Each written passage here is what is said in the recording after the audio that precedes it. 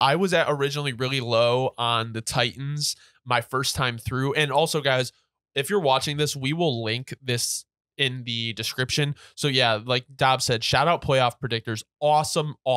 You can go through the whole season. If you click on the team on the side, it'll show you their whole season's games. And like I said, at first you may think something that we're saying is very out of body, but if you go through and do this, you will realize how hard it is to actually pick. And you may go through it and then look at the side and be like, oh my God, how did this happen?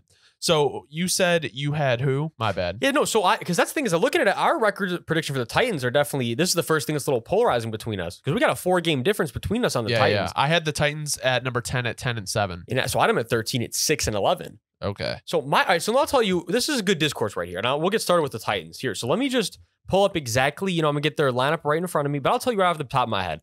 The thing that comes to my mind with the Titans is the word regression, right? So when I think of the Titans, I think okay, regressing, but they're in that situation also, and let me be clear, they're kind of regressing to, in my opinion, progress. You know what I'm saying? Yeah, the regression's got to happen, but they're counting and they're banking on the young QBs developing behind Tannehill, and then that window comes in to slide them in whenever that is going to be, whenever they plan on doing that. You have a great head coach in Vrabel.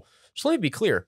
The floor is definitely still very high, and they're definitely not in a terrible position for being a, in my opinion, quote unquote, bad team. Because then obviously here you have Hunter who doesn't even think they're going to be a bad team. But then, like we said, the positives. Okay, the D-line looks awesome. You have a top 5 D-line. When they come out in 5, and in like the 3-4, and they're rushing you for real, that's going to be a really hard rush to stop. O-line a little bit volatile, though. Receiving core, like we said, you got D-Hop, besides that, rather thin. But then you got King Henry, still counting on Tannehill, a great young tight end in Okonkwo. It's like, realistically, and Kevin Byard's still at the center of the defense, regardless how you want to look at it. I mean, the Titans are a very solid team. Yeah. So here's where I think I get my wins from, okay? They play the Texans twice. I have the Texans being one of the worst teams in the NFL. So I think they grab 2 wins there. I think they also sweep the Colts, so that's 4 wins. And then I think they split one with Jacksonville. So we're at around 5, okay? But they also play the NFC South, which is a very weak division.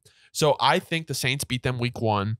And then I have them losing to the Falcons, but I do see them beating the Bucks and the Panthers. So they should be around, what is that? Not 9 wins? No, 8 wins. So yeah, and then I have them actually beating the Browns week 3. I think that'll be a scrappy game. So yeah, I just see them like they're one of those teams that could just sneak out a win. Like I could see them beating the Dolphins in week 14. Like it's possible. It's possible. Those are the 2 games, literally the ones you said, bro. The Browns and the Dolphins were standing out very much. Yeah.